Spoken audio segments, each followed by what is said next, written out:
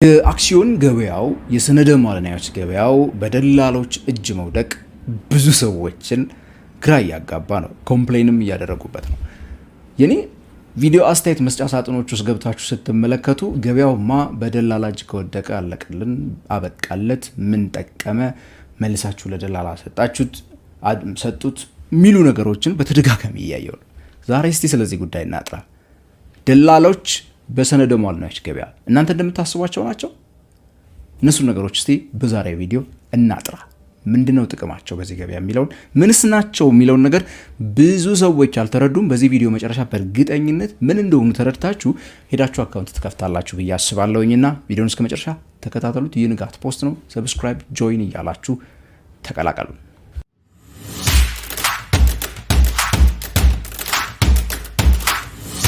በኢትዮጵያው ሰነደ ማለናዮች ገበያ ኤስኤክስ ላይ የሰነዶች ግብይት አክሲዮኖችን፣ ቦንዶችን፣ ትሬጀሪ ቢልስ፣ የግምጃ ቤት ሰነዶችን ሆኑ ሌሎች ማንኛውንም አይነት ሰነደ ማለናዮች መገበያየት እንችላለን። እነዛን ሰነደ ማለናዮች ታዲያ ለመገበያየት በቀጥታ ገበያው ላይ ማንም ሰው ሄዶ መግዛትም ሆነ መሸጥ አይችልም።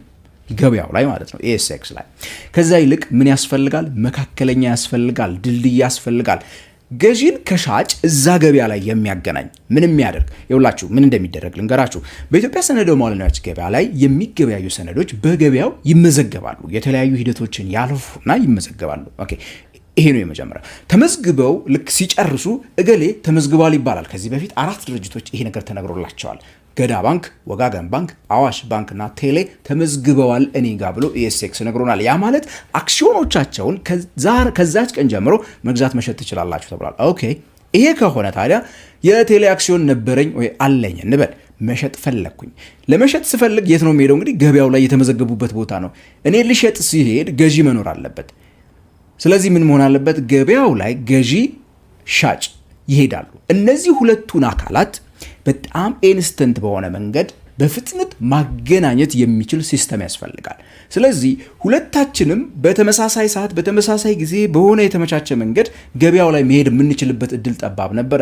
ድሮ ይህ ገበያ ሲሰራ የነበረው አሁን ኤሌክትሮኒክሊ በሞባይል በምናምን ከመደረጉ በፊት የሆኑ ማዕከላት ላይ ነበረ ግብይቱ የሚደረገው። ስለዚህ የሚሸጠውም የሚገዛውም ሰው እየመጣ ይህንን ማድረጉ በጣም ኬኦስ የሚፈጥር ውዥንብር የሚፈጥር ነገር ስለሆነ መካከል ላይ ሆነው እነዚህን ስራዎች የሚያገናኙ ሰዎች አስፈላጊ ሆነው ተገኙና የሰነደ ማለናዮች ብሮከሬጅ ወይ ደግሞ አገናኝ የሚለው ሰው መጣ መካከል ላይ። እኛ ሀገር እንግዲህ እንዳጋጣሚ ሆኖ ደላላ የምትለው ቃል ኔጌቲቭ የሆነ ኮኖቴሽን ስላላት ደላላ የሚለው ቃል ደግሞ ለብሮከሬጅ አቻ ትርጉሙ እሱ ብቻ ስለሆነ እንጂ እነዚህ ሰዎች አገናኝ በሏቸው። ለምሳሌ ባንክ እኔና እናንተ ለተበዳሪዎች ለባለሀብቶች ብር ማበደር እንችላለን? አንችልም። ይልቅስ ምንድነው የምናደርገው? ባንክ ሄደን ገንዘብ እናስቀምጣለን። እኔ እናንተ ብዙ ሰዎች ሄደው ባንክ ገንዘብ ያስቀምጣሉ። ያንን ገንዘብ ባንክ ምን ያደርጋል? አንድ ላይ ይሰበስብና ለነጋዴ ምን ያደርገዋል? ያበድረዋል። ባንክ ምን ሆነ ማለት ነው? መካከለኛ ድልድይ ሆነ ማለት ነው። የትንንሽ ቁጠባዎችን ወደ ብድር ቀይሮ ከሱ ወለድ ተቀብሎ ለኔ ወለድ ይከፍላል። እንዲህ ነው የሚያደርገው። ከዚህ ጋር በጣም ተመሳሳይ ነው ባልላቸውም ስራቸው ትንሽ ቢለያይም እዚህም ቢሆን ግን እንደዚህ አይነት የፋይናንሱ ዓለም አገናኞች ናቸው ደላሎች እያልኩ እየጠራሁ ያለዋቸው። ስለዚህ ምንድነው የሚያደርጉት? እኔ ግዢ ትእዛዜን ይዤ ሲሄድ የሽያጭ ትእዛዝ ይዞ ደግሞ ሌላ ሰው ሲመጣ ያንን ሁለት ትእዛዝ በማስማማት የሻጩን ሰነዶች ለኔ የገዢውን ብር ደግሞ ከኔ ወደ እሱ የማስተላለፉን ሂደት ገበያው ላይ አጠናቀው የሚጨርሱት ሰዎች ናቸው የሰነደ ማለናዮች ደላላ ወይ ደግሞ የሰነደ ማለናዮች አገናኝ ልንላቸው እንችላለን። ታዲያ እነዚህ ብሮከሬጅ የሚሰሩ ሰዎች በነገራችን ላይ ምን አይነት ሰዎች ናቸው? ለምሳሌ በኢትዮጵያው ሰነደ ማለናዮች ገበያ የእናንተ ብሮከር ሆኖ የሚቀጠረው ወይ ደግሞ የሚፈቀድለትና ፍቃድ የሚሰጠው ማን እንደሆነ አውቃችኋል? በመጀመሪያ ደረጃ ብሮከር የሚባል ግለሰብ የለም። እሺ፣ ይሄንን ተረዱ።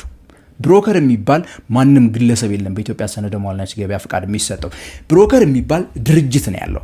የብሮከሬጅ ድርጅት ነው የሚፈቀድለት። ኤዘር ኢንቨስትመንት ባንክ ሊሆን ይችላል ወይ ደግሞ ብሮከሬጅ የሚባል ተቋም ራሱ ሊሆን ይችላል። በትንሹ አንድ የሰነደ ማለናዮች ድለላ ማቋቋም የሚፈልግ ሰው የ6 ሚሊዮን ብር ካፒታል ሊኖረው ይገባል በትንሹ። ከዚህ ባለፈ ደግሞ በፋይናንሱ ዓለም ረጅም ዓመታት የሰሩ ከ10 ዓመት በላይ የሰሩ የቦርድ አመራሮች ያሉት ሰው መሆን አለበት። የብሮከሬጁ የእናንተን ድለላ ስራ የሚሰራው ድርጅት ዋና ስራ አስፈጻሚ፣ ኮምፕላያንስ ላይ፣ ሪሰርች ላይ፣ ትሬዲንግ ላይ የሚሰሩት ሰዎች በፋይናንስ ዓለም ለረጅም ዓመት የሰሩና እንዲያውም አሁን ባለው ሁኔታ በእንግሊዝ ሀገር የሚሰጥ የፋይናንሱ ዘርፍ ሰርቲፊኬሽን አለ። ያንን ኮምፒተንሲ ያለፉ ሰዎች ናቸው ደላላ ስራ እንዲሰሩ የሚፈቀድላቸው፣ የአገናኝ ስራ እንዲሰሩ የሚፈቀድላቸው። ስለዚህ ስለ ድለላው ስናስብ ቤት ስለሚደልሉልን፣ ቤት ስለሚያከራዩን፣ ቤት ስለሚያጋዙን ሰዎች፣ መኪና ስለሚያጋዙን ሰዎች እና ስለ ሰነደ ሙዓለናዎች ስናስብ ተመሳሳይ ነገር እንዳይሆን እያሰብን ያለ ነው እና ደላሎች ላይ ጣሉን የሚል ነገር ውስጥ እንዳንገባ ነው። ሊትራሊ እዛ መሀል ሆነው የፋይናንሱን ዓለም የቁጥሩን ዓለም ተረድተው ያንን ሴትል የሚያደርጉልን ለእኛ እንትን የማይሉትን ነገሮች የሚያቀሉልን አካላቶች ስለሆኑ ማለት ነው። እነዚህ አካላቶች በነገራችን ላይ በእናንተ ትዕዛዝ በስተቀር አንዲትም ነገር በእናንተ ሰነዶች ላይ ማድረግ አይችሉም። ይሄ በካፒታል ገበያ ባለስልጣኑ ህጎች የተቀመጡ ነገሮች ናቸው። ያስጠይቃቸዋል፣ በወንጀል ደረጃ ሊያስጠይቃቸው ይችላልና ማለት ነው።